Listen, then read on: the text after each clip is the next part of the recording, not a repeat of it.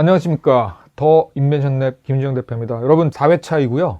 오늘부터는 바로 투자 사이드에 어떤 실질적인 스토리를 갖고 사업계획서에 담아서 접근해야 될 것인가의 첫 번째 시간입니다. 바로 유닛 이코노믹스에 대한 이해이죠.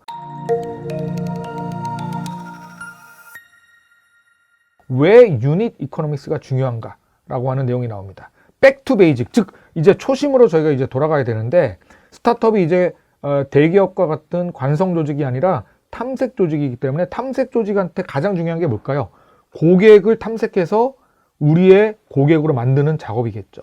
자, 그래서 저번 시간 때 제가 뭐라 그랬죠? 기업 가치에 집착하지 말고 유닛 이코노믹스, 즉 고객 한 명당 경제학에 집착해야 된다. 그럼 고객 한 명당 경제학이라는 의미가 뭐냐? 바로 여기에 정의된 바와 같이 특정 고객 집단, 코호트라고 해요. 여러분, 코호트가 뭡니까? 코호트는 여러분들이 타겟으로 하는 동일 집단을 저희가 코호트라고 합니다. 그러면 이 고객 집단에 대해서 들어간 비용 대비 그 고객으로부터 취득한 경제적 이득의 관계를 살펴보고 우리 서비스가 얼마나 시장에서 효율적으로 고객 유치를 하고 있는지, 유지 행위를 하고 있는지 진단하는 과정이 필요할까요? 필요하지 않을까요?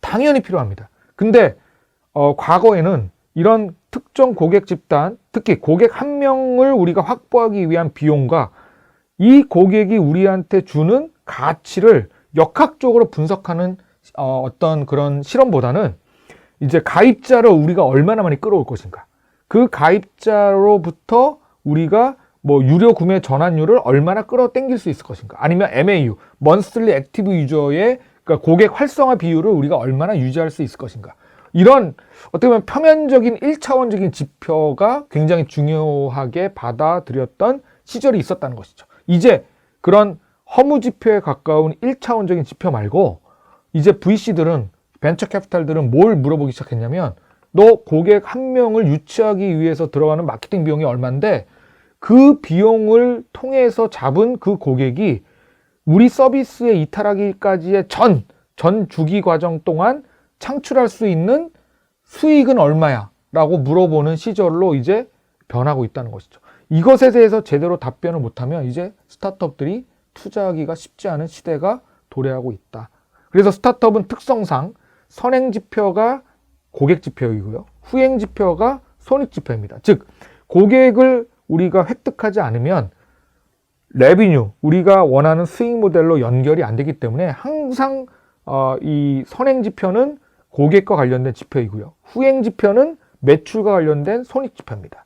유닛 이코노믹스라고 하는 것은 선행지표가 후행지표로 연결되어 폭발력을 발휘할 수 있다고 하는 증거를 지원하는 강력한 보조지표라고 얘기할 수 있어요. 즉, 이미 대기업의 전통적인 조직은 시장과 고객이 이미 충분히 있기 때문에 새로운 서비스를 런칭했을 때 손익지표가 바로 나오는 조직인데 반해서 스타트업은 탐색 조직이기 때문에 이 프로덕트 마켓 핏, 우리가 얘기하죠. 우리가 출시한 제품과 서비스와 이 제품과 서비스가 포지셔닝하고 있는 이 시장과의 정합성, 궁합이 얼마나 적합하게 이루어지고 있는지를 살펴봐야 됩니다. 정량적으로, 정성적으로 얘기하면 안 되고.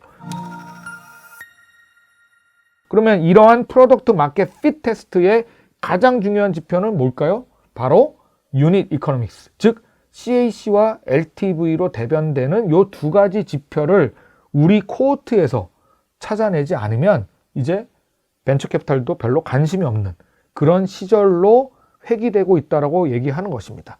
자, 그래서 유닛 이코노믹스의 최소 측정 지표는 뭘까요? 바로 CAC와 LTV, 커스터머 라이프타임 밸류, 또는 라이프타임 밸류라고 불리우는 이 고객 생애 가치가 있고요. 그 다음에 커스터머 애퀴지션 코스트, CAC라고 불리우는 고객 획득 비용, 이렇게 두 가지로 구분되어 있다. 자, 그래서 LTV를 라고 하는 것은 바로 한 명의 고객이 서비스에 진입해서 이탈하기까지 전체 기간 동안 창출하는 가치를 우리가 LTV라고 얘기한다. 그러면 그 반대편에 뭐가 있겠죠? 뭐가 있죠? 바로 CAC가 있는 겁니다. 한 명의 고객을 유치하는 데 드는 영업비와 마케팅 비용, 여기에는 생산비, 연구개발비, 일반관리비, 기타 간접비 등 영업과 마케팅 부서 이외에 부서에서 지출한 비용은 제외됩니다. 구매로 이끌지 못한 잠재 고객에게 지출한 비용은 포함됩니다. 이 원칙을 여러분이 잘 기억해야 되고요. 나중에 말씀드리겠지만 이것이 바로 추정손익계산서의 논리적 정합성을 강조하는 지표일 수밖에 없어요. 즉 우리가 CAC를 정확하게 안다는 것은 뭡니까? 마케팅, 한 명의 고객을 우리가 획득하는 마케팅 비용을 정확하게 알고 있다는 얘기예요. 그러면 이거는 추정손익계산서에 어디로 연결될까요? 바로 비용 쪽에 연결됩니다. 특히 변동비에 가장 강력한 영향을 끼치겠죠.